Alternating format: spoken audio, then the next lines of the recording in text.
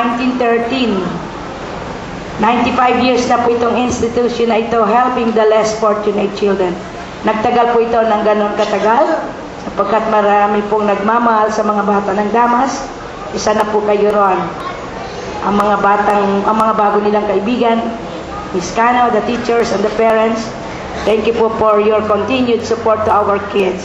Kung wala po kayo, ang mga nagmamahal sa mga bata na bibigay ng tulong sa kanila, hindi po namin may pagpapatuloy ang gawain na makatulong tayo sa mga kapuspalad na mga batang walang mga nanay, walang tatay, at meron din po kaming mga daycare children. Galing po sila sa mahirap na pamilya. They are attending kinder class here.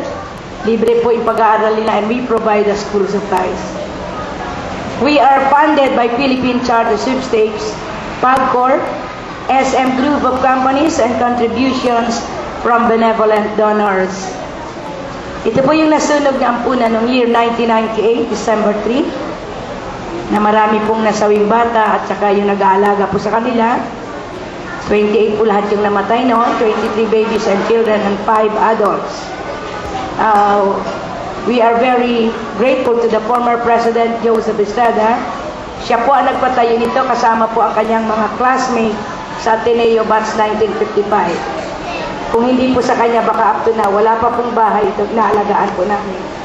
So, malaki po ang aming pasasalamat sa kanya sa pagpapatayo ng bagong bahay ng mga bata.